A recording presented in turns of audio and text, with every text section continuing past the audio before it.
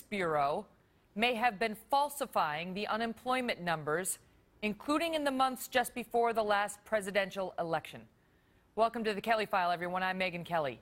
The House Oversight and Government Reform Committee sending a letter late today to the director of the Census Bureau, citing a New York Post story claiming that employment data was fabricated and demanding a swift response.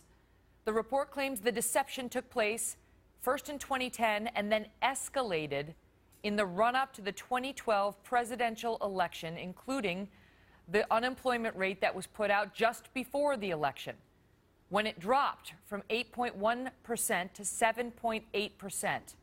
At the time, it was news that critics like Jack Welch immediately questioned, and which President Obama repeatedly then touted on the campaign trail in the final stretch before Election Day. Watch. This morning, we found out that the unemployment rate has fallen to its lowest level since I took office. After losing about 800,000 jobs a month when I took office, our businesses have now added 5.2 million new jobs over the past 2.5 years. On Friday, we found out the unemployment rate has fallen from the height of 10% down to 7.8%, the lowest since I took office.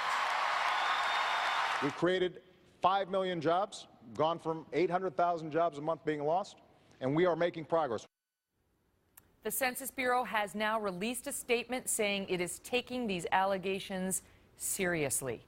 Joining me tonight, Utah Congressman Jason Chaffetz, who's a Republican and a member of the House Oversight and Government Reform Committee, which has just issued a letter demanding answers and promising a full investigation into this. Congressman, good to see you. And so the essence now of this investigation will be what?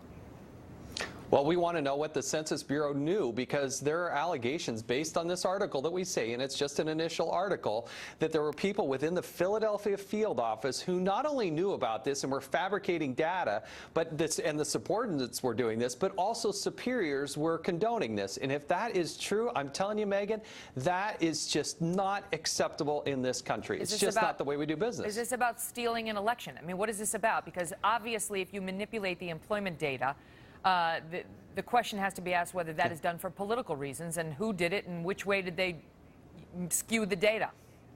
There are implications for Wall Street and how governments are reimbursed at the state level. But remember, this data came just a mere 30 days or so before a presidential election. And Republicans, every day we were pounding on the fact that Obama doesn't work, that the unemployment rate couldn't get below 8%. And then suddenly, 30 days before the election, it did. And so that begs the question, did that really happen? And we want to know if that's true, because you now have supposed whistleblowers who are saying, we were told to lie about this and it wasn't true. And that's what we want to investigate. All right, because the New York Post started this by breaking a story citing a census employee who they say was caught faking the results. His name is Julius Buckman, according to confidential census documents obtained by the Post. He claims that he was told to make up information by higher-ups at Census, and that was in 2010. But then the reporting claims that it escalated right before the presidential election, so that it wasn't just a 2010 problem.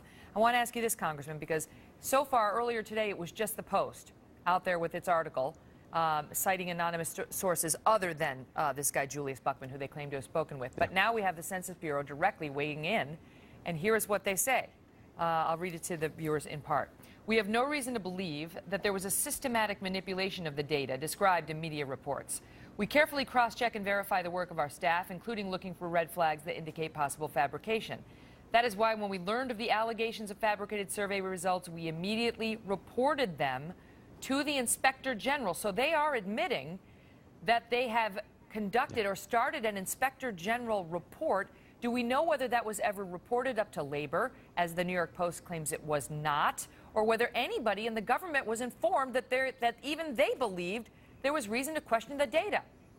We see no immediate evidence that the Census Bureau gave this information to the Department of Labor. Now, we need time for them to respond, but initially, no. The idea that the Inspector General is now involved would lead you to believe that there's probably something maybe a little bit more nefarious than just a writer at the New York Post gone awry. And so we got to be very careful. We'll be very methodical in taking this approach, very tempered in our approach, but it's a very serious allegation, because it's not just a one-off person. You're talking about something that escalated over potentially over the course of years, and culminated right before an election. And for the true independent who is truly trying to make up their mind about Mitt Romney or Barack Obama, I got to think that this had an effect. We will continue to follow this as your investigation goes forward. Congressman, thank you for being here. Thanks, Megan. Also tonight, President Obama again addressing the troubled launch of his signature legislation and placing blame